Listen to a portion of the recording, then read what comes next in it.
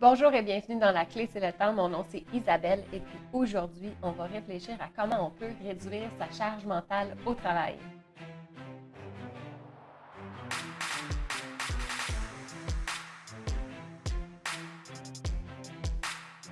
Le concept de la charge mentale a été inventé en 2017 par la dessinatrice Emma. Je ne sais pas si vous avez vu ses dessins, mais ça l'a percuté le web et puis ça l'a fait vraiment réfléchir au niveau de la charge mentale dans une famille qui est souvent tenue par les femmes. Mais la charge mentale, le concept, il est bon, mais pas juste dans la vie familiale, mais il est aussi bon au niveau de la vie du travail. C'est qu'en 2020 que le Larousse a décidé d'ajouter la définition de la charge mentale dans le dictionnaire. Et la charge mentale va comme suit. Poids psychologique que fait peser, plus particulièrement les femmes, les gestions des tâches domestiques et éducatives engendrant une fatigue physique et surtout psychique. Pour pouvoir être capable de faire un parallèle entre la charge mentale à la maison et à la charge mentale au travail, je vous propose de réfléchir aux trois définitions suivantes. Le mot charge, le mot mental et le mot travail. La définition du mot charge. Ce qui pèse sur quelqu'un, un groupe qui entraîne des responsabilités morales, financières, etc. Le mot mental, qui se passe exclusivement dans l'esprit intérieur sans s'exprimer ou se manifester extérieurement. Je pense ici que c'est intéressant de ressouligner le fait que c'est sans s'exprimer et de garder à l'intérieur. Donc, il n'a pas été exprimé. Ensuite, le mot travail, activité de l'homme appliquée à la production, à la création, à l'entretien des choses. Travail manuel, travail intellectuel. Donc, si j'avais à faire une définition du mot de la charge mentale au travail, voici ce que ça dirait. La charge mentale au travail est donc constituée de tout élément qui vous pèse et qui est présent exclusivement dans votre esprit, surtout concernant les tâches qui vous semblent indispensables pour accomplir les tâches dont vous êtes responsable dans votre travail. Donc, ça veut dire que pour diminuer la charge mentale, il faut être capable de pouvoir sortir ce qui est à l'intérieur de notre mental pour être capable de réduire cette charge-là qui reste exclusivement dans notre tête au travail. Pour réduire notre charge mentale, j'ai 5 astuces pour nous aider. La première astuce ou la première étape, c'est de définir ce qui est essentiel. En gestion de produits, en développement de produits, c'est le domaine que je fais depuis des années, donc développer des nouvelles technologies.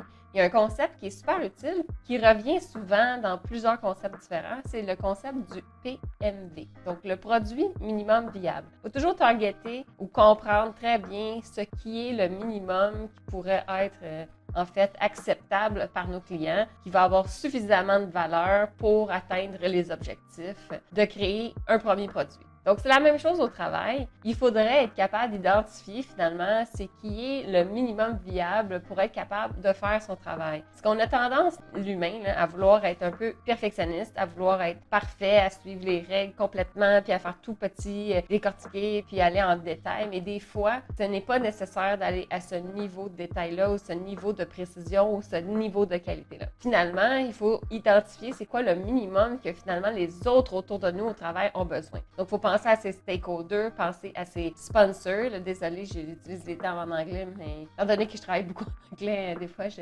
connais pas tous mes mots en français finalement quand je pense.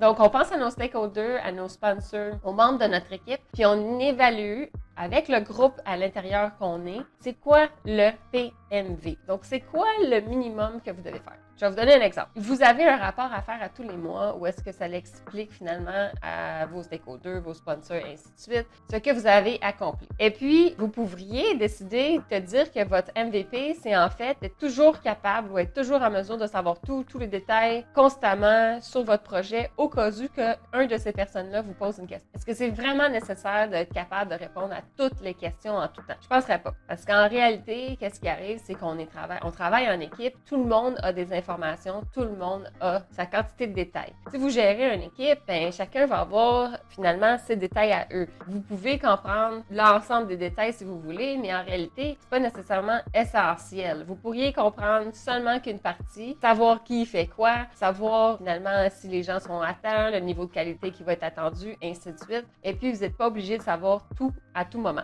Donc, ça veut dire que votre PMV, en fait, c'est simplement d'avoir un processus qui vous aide à aller chercher l'information essentielle. Donc, d'enlever l'exigence de savoir tout à tout moment. Donc, si votre stakeholder, votre patron vous pose une question et que vous n'avez pas la réponse, travaillez à vous sentir bien, à seulement dire « pas de problème, je vais y répondre demain » ou « je vais me donner un certain temps pour y répondre » et puis là, vous pensez à aller chercher l'information. Vous pouvez donner la dernière information que vous avez. Par exemple, dernièrement, je savais qu'un tel avait fait telle activité, il y a eu tel résultat. Si tu veux le dernier moment important ou le dernier fait, ben, il va falloir que tu me donnes un peu de temps, je vais aller chercher l'information. En général, ça va bien passer, dépendamment de la situation. Peut-être que votre patron, c'est un patron qui aime ça savoir tout de suite, immédiatement. Donc, à ce moment-là, votre PMV est un peu différent. Mais en général, les gens acceptent qu'on ne connaît pas tout et qu'on ne sait pas tout et que c'est correct d'aller chercher l'information. Donc, l'important, c'est pas de savoir tout le temps, sans arrêt,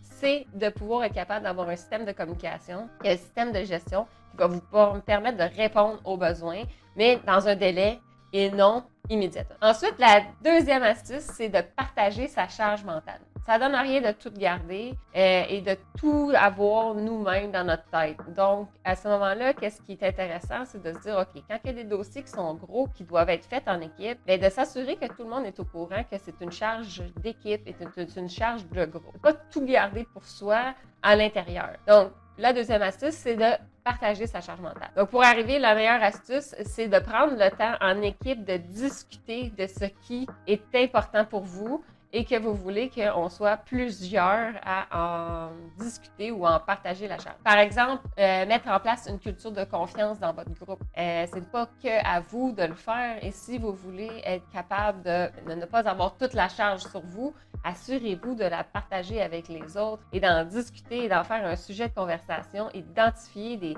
actions communes que vous pouvez tous faire ensemble pour être capable d'atteindre cet objectif-là. Donc, dès qu'il y a quelque chose qui vous pèse et que vous sentez que ce n'est pas une action que seulement vous devez faire, mais c'est plutôt une action d'équipe, mais assurez-vous de partager cette charge mentale-là. Ensuite, le troisième astuce, c'est de se développer des méthodes d'organisation que j'appelle en temps réel. Donc, pourquoi en temps réel dans l'astuce de la charge mentale? C'est que si vous avez organisé vos tâches et vos idées en temps réel, ça veut dire que ce n'est plus dans votre tête et vous n'avez plus besoin de garder l'information dans votre tête. Vous l'avez mis dans un système extérieur qui fait que vous avez extériorisé finalement la charge.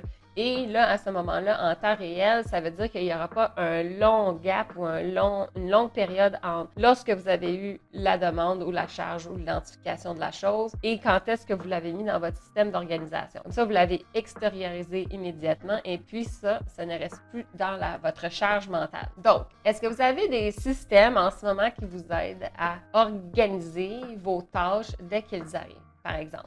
Vous allez avoir un chat, il va y avoir une tâche qui va arriver. Vous allez avoir un email, il peut y avoir une tâche qui va arriver. Vous allez être dans un meeting, dans une réunion, et puis vous allez avoir des tâches qui vous arrivent. Donc, à ce moment-là, toutes les fois que... en fait, il y a aussi d'autres moments, est-ce que ça peut arriver? Vous êtes au café, et puis là, tout d'un coup, vous êtes avec un collègue, il vous parle, ça vous fait penser à quelque chose. Là, il y a un autre moment où est-ce que vous avez une tâche qui arrive.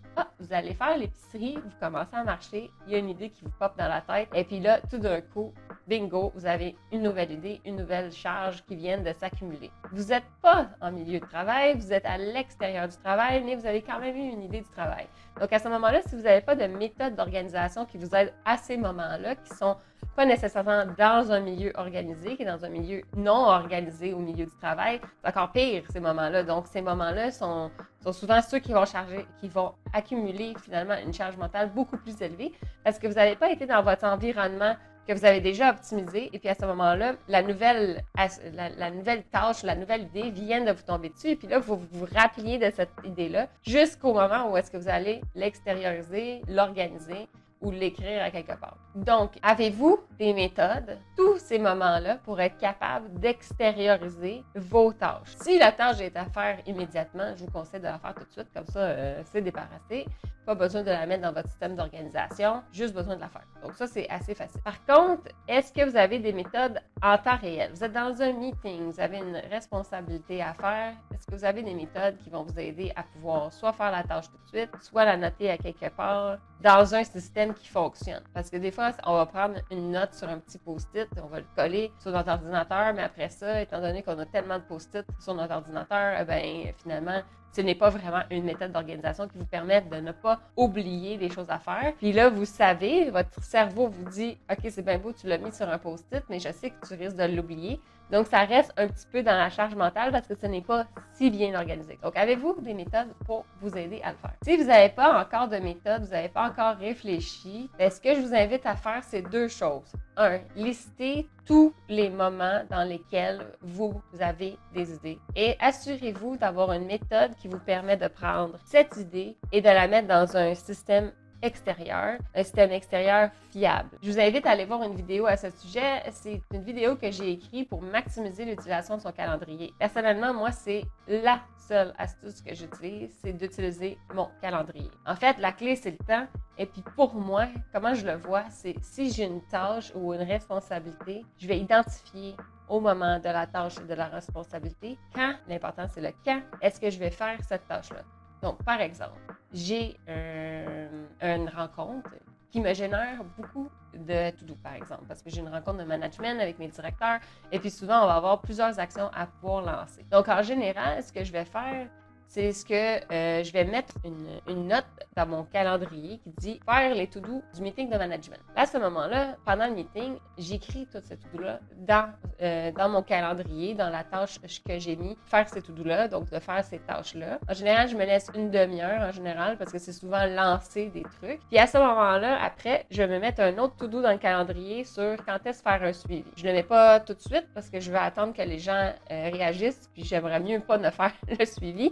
Donc, je le mets quand même relativement assez loin, mais pas trop loin, qui va faire qu'on va pouvoir passer tout droit finalement sur la responsabilité ou la tâche à faire. Mais je me mets un petit suivi pour être sûr, est-ce que la personne va avoir fait et compris ce que je lui ai demandé. Donc, à ce moment-là, je fais tout de suite ça. Je le mets directement dans mon calendrier. Si, par exemple, j'ai une conversation au bureau, avec quelqu'un au café, et puis là, la personne me dit « Ah, Isabelle, il y a tel truc qui va pas super bien, penses-tu qu'on pourrait faire quelque chose? » Puis là, je dis « Ah oui, on peut faire quelque chose, je vais faire X, Y, Z. » Donc, à ce moment-là, mon X, Y, Z, je suis au café, j'ai rien pour noter. Première chose que je fais, c'est dès que j'arrive à mon bureau ou dès que je prends mon téléphone, tout de suite, j'ajoute pas une tâche sur un post-it, j'ajoute une activité dans mon calendrier qui me dit que je vais faire cette tâche-là. Si la tâche prend moins que 2 minutes d'écrire à quelqu'un pour demander à quelque chose, je ne l'écris pas dans le calendrier, je le fais immédiatement. Donc ça, c'est vraiment l'astuce pour moi qui est la plus utile, c'est que j'ai accès en tout temps à mon calendrier.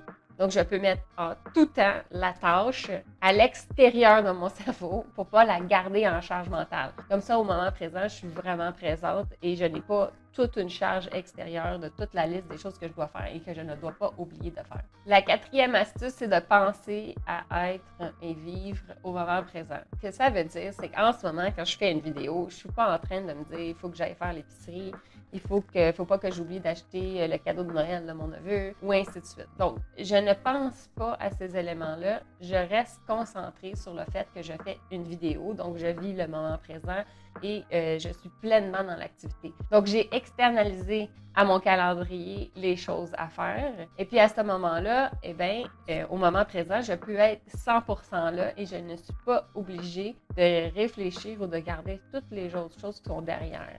Donc, à ce moment-là, mon cerveau est complètement vidé et la seule chose à laquelle je pense en ce moment, c'est de créer cette vidéo. Donc, c'est la même chose au travail. Idéalement, vous devez faire confiance à votre système d'organisation et de vivre pleinement le moment présent. Ce qui va vous donner plusieurs avantages parce que ça veut dire que vous n'allez pas avoir une charge intérieure, mentale, pendant le fait que vous allez avoir une rencontre ou vous êtes en train de rédiger un rapport ou que vous allez faire une activité. Donc, ce que ça fait, c'est que vous allez être pleinement présent, donc vous allez pouvoir être capable d'analyser la situation dans sa pleine grandeur. Ce que ça veut dire que vous allez être capable, par exemple, de pouvoir analyser la situation, de voir finalement le visuel, de comprendre finalement les mots, qu'est-ce qu'il y a derrière, pour être capable de bien réagir en rencontre. Donc, ce moment-là, ne pas avoir, de vivre vraiment au moment présent, d'être vraiment attentif à ce qui se passe, à vraiment ce qui se passe, c'est vraiment une astuce essentielle pour réduire sa charge mentale parce que finalement, vous ne la laissez pas finalement vous imposer. Une autre façon de faire pour vivre au moment présent, c'est essayer quand vous êtes dans des meetings de ne pas faire deux choses en même temps. Ça arrive vraiment souvent, je peux vous dire que, étant donné qu'on est très chargé, on a une tendance à aller dans une rencontre et puis en même temps lire ses emails, répondre à ses chats, lancer une nouvelle activité. Et puis à ce moment-là, ben, vous écoutez dans une oreille puis vous faites un truc avec l'autre. Puis là, ça, c'est certain que vous allez rajouter une charge complète parce que là, vous êtes en multitâche. Une multitâche, ça peut fonctionner, mais en général, toute une journée, si vous faites toujours ça, c'est sûr que votre charge mentale va être très élevée. Donc, moi, je vous conseille d'être vraiment présent au moment présent et puis de vous donner des périodes de temps dans votre journée pour faire vos actions puis vos activités. Ça veut dire qu'il ne faut pas accepter 8 heures de meeting dans une journée parce que ça va être impossible de pouvoir faire vos actions si vous n'avez pas des périodes de travail disponibles pour vous. J'ai vraiment beaucoup de choses à vous dire sur le moment présent parce que la clé, c'est le temps. Puis ça me dit que peut-être que je vais vous faire une vidéo sur ce sujet en particulier. Parce que finalement, vivre au moment présent, il y a vraiment beaucoup d'astuces pour pouvoir y arriver. Donc, des astuces concrètes et faciles à appliquer dans tous les jours. Donc, je pense à ça, puis je vais vous faire une autre vidéo. Ensuite, la 5e astuce pour pouvoir être capable de réduire sa charge mentale, c'est de commencer et terminer les cycles de la bonne façon. Quand on commence une journée, par exemple, on peut se faire toute la liste des choses à faire. On peut la réviser, on la lit. En général, puisque vous avez un système d'organisation, cette liste-là est déjà préfaite parce que vous avez déjà mis les notes à quand vous allez faire les choses. Donc, vous commencez votre journée, vous regardez votre calendrier et puis vous pouvez voir toute la liste des choses qui sont à faire. Donc, à ce moment-là, vous avez une liste. Idéalement, il ne faudrait pas que cette liste-là réponde à, par exemple, au travail, 8 heures de travail dans une journée. Il faudrait que ça soit un petit peu moins. Parce que dans la journée, il va y avoir des nouvelles choses à faire et vous allez devoir aussi les gérer. Donc, moi, j'appelle ça un peu des surprises. Donc, vous planifiez une journée. Une journée ne devrait pas être une journée complètement planifiée de 8 heures. Il faudrait que ça soit une journée planifiée peut-être de 6 heures. Et puis, les 2 heures qui vont vous rester, ça va être pour, par exemple, d'avoir une rencontre avec un collègue, prendre plus de temps pour écouter, par exemple, quelqu'un qui a une angoisse sur quelque chose. Ça va pouvoir être aussi utile pour pouvoir être capable de faire les tâches qui vont arriver, qui sont urgentes, que vous avez qu'on vous a demandé de faire. Donc, à ce moment-là, essayez de ne pas planifier un 8 heures complet, planifiez un petit peu moins. Puis, au début de la journée, révisez cette liste-là. Et puis, en cours de journée, bien, vous allez pouvoir être capable d'utiliser votre système d'organisation pour soit mettre dans votre calendrier quand le faire ou le faire immédiatement parce que c'est une urgence. Donc, commencez votre cycle de la journée en révisant la liste des choses à faire. Donc, vous allez l'avoir en tête. Donc, ça va être évident. Ce que vous avez à faire dans la journée. Ensuite, en fin de journée, prenez le temps de sortir tout ce qui a pu potentiellement rester dans votre charge mentale et que vous n'avez pas eu la chance ou que votre système n'a pas fonctionné parce que c'est allé trop vite. Donc, prenez le temps à la fin de la journée de sortir les éléments de votre charge mentale puis mettez-les finalement sur soit un bout de papier, soit dans votre calendrier.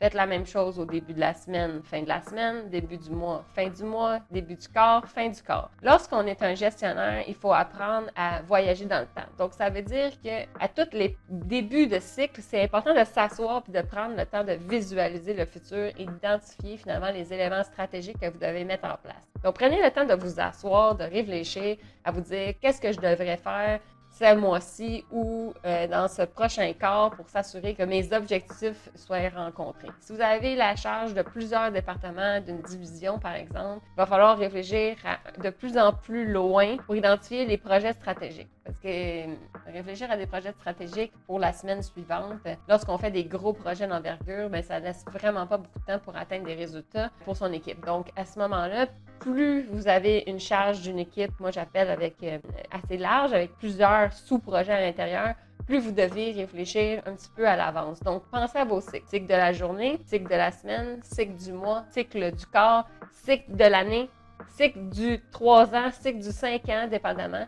Vous allez voir qu'à la force de faire, vous allez commencer bien vos cycles, vous allez pouvoir identifier ce qui est important à mettre en place. Puis à la fin du cycle, de réviser qu'est-ce qui a été accompli, puis est-ce qu'il y a des choses qui sont dans ma charge mentale qui devraient être remis finalement dans mon système d'organisation. La charge mentale, en fait, c'est de s'assurer de toujours externaliser ce que vous avez à l'intérieur à l'extérieur. Donc, utilisez vos systèmes d'organisation. Assurez-vous de vivre le moment présent, donc de ne pas faire plusieurs choses en même temps. Ça va vraiment vous aider à réduire votre charge mentale. C'est vraiment important de la réduire, cette charge mentale-là professionnelle, parce que lorsque vous allez arriver à la maison, cette charge-là, si vous n'avez pas dégagé cette charge-là, dès que vous arrivez à la maison, ce qui va se passer, c'est qu'elle va rester. Et puis là, vous allez accumuler la charge mentale personnelle, familiale, ainsi de suite. Donc, ce que ça fait, c'est plus qu'on rajoute de la charge, plus que, moi j'aime bien dire qu'on a un élastique, là, tout le monde. Là. Et puis dès qu'il y a une petite activité qui rajoute une charge, on étire l'élastique. Et puis à force de rajouter, de ne pas avoir déloadé sa charge mentale, à un moment donné, l'élastique,